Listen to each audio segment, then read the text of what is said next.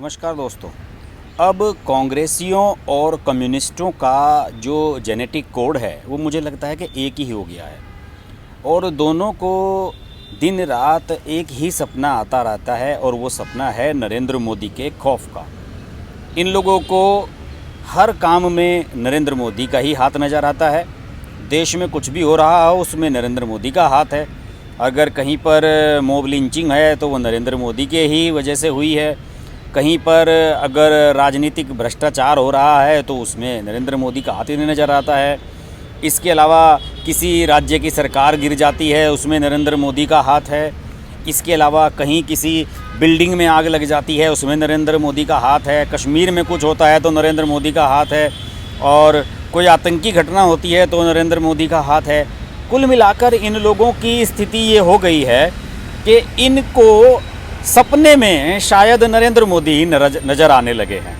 ये कहानी कुछ उस तरह की नहीं हो गई है जिस तरह की क्रिकेटर शेन वॉर्न की हुई थी। आपको याद है दुनिया के महान स्पिनर शेन वॉर्न जो कि ऑस्ट्रेलिया के टॉप के आज तक के स्पिनर रहे हैं, उन्होंने एक बार ये कह दिया था कि मुझे सपने में सचिन तेंदुलकर का खौफ नज़र आता है। सचिन तेंदुलकर मुझे सपने में दिखते हैं कि वो मेरी गेंदों की पिटाई कर रहे हैं। और इसके बाद सचमुच में सचिन तेंदुलकर इतने महान बन गए और सचिन तेंदुलकर का ऑरा इतना बड़ा हो गया कि लोग ये कहने लगे कि भाई जब शेन वॉर्न को ये सपने में आते हैं जो दुनिया का सबसे खतरनाक गेंदबाज है तो फिर सचिन तेंदुलकर तो सबसे महान बल्लेबाज हैं ही। कुछ ऐसी ही स्थिति कर दी है नरेंद्र मोदी की इन लोगों ने। हर चीज़ में नरेंद्र मोदी का हाथ बताकर, नरेंद्र मोदी का एंगल जोड़कर इन लोगों ने नरेंद्र मोदी के कद को इतना बड़ा कर दिया है जितना कि बड़ा वो है नहीं, और लार्जर देन लाइफ कर दिया है उसको। और हर चीज़ का क्रेडिट नरेंद्र मोदी को आप दे रहे हैं, किसी भी नकारात्मक चीज़ का। तो निश्चित रूप से देश में अगर कुछ पॉजिटिव होता है तो उसका क्रेडिट फिर ऑटोमेटिकली अब नरेंद्र मोदी को ही जाने लगा है। कोविड के दौर में देश में बढ़िया काम हुआ और देश में लॉकडाउन की व्यवस्थाएं बढ़िया रही, इंटरनेशनल लेवल पर इंडिया को सराहा गया। इसके अलावा अब जब वैक्सीनेशन का दौर चल रहा है सारे देश में तो ये कहा जा रहा है कि दुनिया का सबसे बड़ा वैक्सीनेशन ड्राइव इंडिया में चल रहा है और इसको इतने सिस्टमेटिक तरीके से यहाँ पर सरकार चला रही है। ये भी नरेंद्र मोदी की एक पहल की वजह से हुआ, क्योंकि उन्होंने एक टीम बना ली थी पहले से ही और हर चीज़ के लिए पहले से वो मॉनिटरिंग कर रहे थे और मैनेजमेंट उनका बढ़िया रहा। तो ये सब बातें पब्लिक डोमेन में हैं, अखबारों में छपती रहती हैं, मीडिया के माध्यम से सामने आते रहते हैं। लेकिन कांग्रेसियों को अब और चीज़ों से भी दिक्कत होने लगी है। देखिए, प्रधानमंत्री नरेंद्र मोदी बांग्लादेश की यात्रा पर गए हैं और वहाँ पर आपको पता है कि बांग्लादेश का जो गठन है वो पाकिस्तान से अलग होकर हुआ था और भारत का ही एक टुकड़ा कभी ये था। और जब सन 70-71 में ये घटना घटी थी तो उस समय इंदिरा गांधी देश की प्रधानमंत्री थी और कांग्रेसियों का मानना है और देश के लोग भी मानते आए हैं कि चूँकि उस समय प्रधानमंत्री इंदिरा गांधी थी तो इसका क्रेडिट निश्चित रूप से इंदिरा गांधी को ही दिया जाना चाहिए। बात सही भी है अपनी जगह।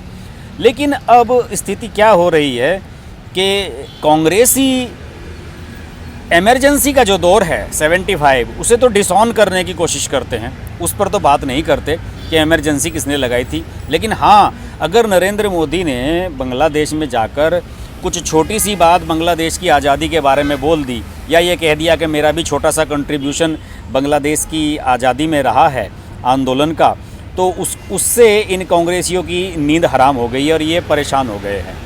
देखिए, नरेंद्र मोदी ने क्या कहा है। नरेंद्र मोदी वहाँ पर गए थे और उन्होंने ये कहा है कि बांग्लादेश की आज़ादी के लिए उन्होंने अपने साथियों के साथ मिलकर आंदोलन किया था और जेल भी गए थे। और मोदी का कहना है कि जब उनकी उम्र 20-22 साल की रही होगी तो उनके इस दावे को लेकर कांग्रेसी परेशान हो गए हैं। उन्हें ये लगने लगा है कि जिस तरीके से गांधी को मोदी ने हमसे छीन लिया, महात्मा गांधी को, क्योंकि महात्मा गांधी को भी ये कांग्रेसी अपनी बपोती समझते थे, तो अब नरेंद्र मोदी उनके गांधी जी के जन्मदिन पर सफाई अभियान चलाते हैं, दूसरी तरह के अभियान चलाते हैं। तो इन्हें लगता है कि अब यार गांधी जी को भी नरेंद्र मोदी ने, हमारा कॉपीराइट था गांधी जी पे और ये नरेंद्र मोदी ने हमसे इन्हें छीन लिया है। तो अब इस बात से भी उन्हें परेशानी होने लगी है।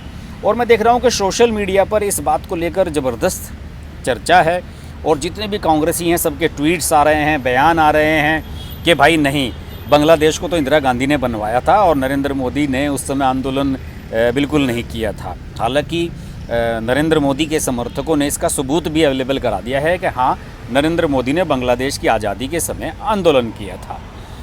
बहरहाल मैं आपको बताता हूँ कि हुआ क्या है। और पीएम मोदी ने ये कहा था कि भाई जब 1971 में पाकिस्तानी सेना ने सरेंडर किया था और उस समय समझौता हुआ था भारतीय सेनाओं के साथ, तो उस समय इंदिरा गांधी प्राइम मिनिस्टर थी, ऑब्वियस सी बात है।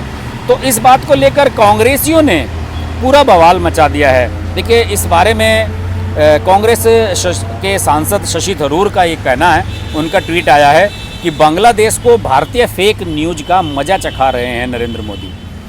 और बचकानी बात है क्योंकि हर कोई जानता है कि बांग्लादेश को किसने आज़ाद करवाया था।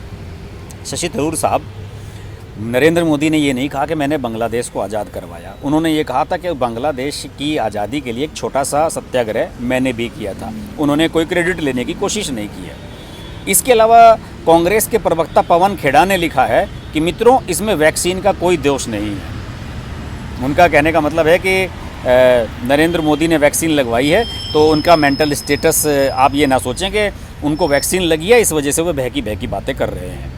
पूर्व केंद्रीय मंत्री जयराम रमेश ने तो एक कार्टून शेयर कर दिया जिसमें पाकिस्तानी सेना के ऐतिहासिक सरेंडर पर एक कार्टून बना हुआ है और भारतीय जनरल की जगह मोदी बैठे हुए हैं और दूसरी तरफ पाकिस्तानी जनरल बैठा हुआ साइन कर रहा है कि यानी कि ये समझौता नरेंद्र मोदी ने किया था और ये व्यंग किया है इन्होंने। इसके अलावा कांग्रेस के सोशल मीडिया विभाग के राष्ट्रीय संयोजक सरल पटेल का कहना है कि उन्होंने मोदी के इस दावे को लेकर प्रधानमंत्री कार्यालय से और जानकारी मांगी है। और अभी अभी मोदी विरोधियों में एक बड़ा नाम हाल ही में दर्ज हुआ है, वो है संजय सिंह, आम आदमी पार्टी के राज्यसभा सांसद, जो कि सांसद की मर्यादाओं की ABCD भी नहीं जानते हैं और किस तरीके से वो राज्यसभा में बदतमीजी से बोलते हैं ये सब लोग जानते हैं। उन्होंने भी एक ट्वीट किया है। उन्होंने कहा है कि बांग्लादेश की आज़ादी में भारत सरकार तो बांग्लादेश के साथ थी, युद्ध तो पाकिस्तान से हो रहा था, फिर मोदी जी को जेल भेजा किसने, भारत ने या पाकिस्तान ने? बहुत बड़ा सवाल लेके आए हैं। और नरेंद्र मोदी ने जो बात कही थी, उन्होंने ये कहा था कि बांग्लादेश की आज़ादी के लिए उस संघर्ष में शामिल होना मेरे जीवन के भी पहले आंदोलनों में से एक था। मेरी उम्र 20-22 साल रही होगी जब मैंने और मेरे कई साथियों ने बांग्लादेश के लोगों की आज़ादी के लिए सत्याग्रह किया था।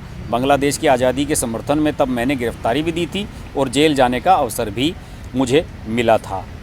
इसके बाद तमाम तरह की डिटेल्स की बात हो रही है, लोग सोशल मीडिया पर कुछ का कुछ कह रहे हैं और इसके काउंटर में पॉलिटिकल एनालिस्ट कंचन गुप्ता ने एक किताब का कवर शेयर किया है और इसमें नरेंद्र मोदी ने कोई 1978 में एक किताब लिखी थी, संघर्ष माँ गुजरात, और इसका कवर और बैक कवर शेयर किया है। और इसमें जो लेखक का परिचय बैक कवर पे दिया जाता है उसमें गुजराती भाषा में एक लाइन लिखी है कि बांग्लादेश के सत्याग्रह के समय तिहाड़ जेल होकर आए नरेंद्र मोदी, उनके बारे में ये लिखा गया है। हालांकि जो नरेंद्र मोदी की वेबसाइट है और उसी किताब का जो रिप्रिंटेड वर्जन उस पर अभी अवेलेबल है, उसके बैक कवर पर यह बात नहीं है, लेकिन कंचन गुप्ता ने ये चीज़ शेयर कर दी है। आप भी चाहें तो देख सकते हैं कि इसके कवर को जो उन्होंने शेयर किया है, ये देखिए, ये किताब का कवर है, कंचन गुप्ता ने जो ट्वीट किया है ये। और ये जो उनका परिचय है, इस परिचय में लिखा हुआ है कि इन्होंने सत्याग्रह में उसके भाग लिया था। ये देखिए इस तरीके से इस स्क्रिप्ट में।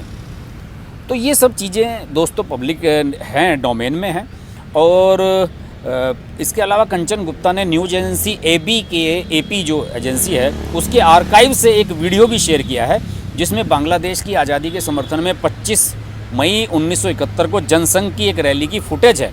उस वक्त पूर्व प्रधानमंत्री अटल बिहारी वाजपेयी जनसंघ के अध्यक्ष थे और गुप्ता ने बांग्लादेश सरकार का एक प्रशस्ति पत्र भी साझा किया जिसमें बतौर जनसंघ अध्यक्ष वाजपेयी के बांग्लादेश के स्वाधीनता संग्राम में योगदान की सराहना की गई है। और ये है वो प्रशस्ति पत्र की कॉपी जो अटल बिहारी वाजपेयी को मिला था, जो उन्होंने कंचन ने शेयर की है, ये दिखे। तो इस तरीके से इन छोटी छोटी बातों में पड़ के कांग्रेसी हर चीज़ को ऐसा मुद्दा बनाते जा रहे हैं कि उन्हें ये लगता है कि इस देश में जो भी गलत सही हो रहा है वो सब नरेंद्र मोदी की वजह से हो रहा है। और इसी वजह से इन लोगों ने नरेंद्र मोदी के कद को इतना बड़ा कर दिया है कि उसके सामने ये सभी बौने नज़र आने लगे हैं। और मेरा तो मानना है कि इस तरह के कुतर्कों में और बेफजूल के मुद्दों में पड़ने के बजाय कांग्रेसियों को अपने आप को स्ट्रॉन्ग करने पर, अपनी गलतियों से सबक लेने पर और अपने आने वाले जो चुनाव हैं, जो देश में दूसरे राजनीतिक मसले हैं, उनमें किस तरीके से कांग्रेस अपनी पोजीशन को सॉलिड कर सके, पुराने सम्मान को अर्जित कर सके, इस पर फोकस करना चाहिए, न कि नरेंद्र मोदी की बातों पर मीन मेक निकालनी चाहिए। बहरहाल इस तरह के मुद्दों पर बात होती रहेगी। देखते रहिए हर्ष की बात लाइव। नमस्कार। अगर आपको हमारी वीडियो पसंद आई तो वीडियो को लाइक करें, चैनल को सब्सक्राइब करें और नोटिफिकेशंस के लिए बेल आइकन को प्रेस करें।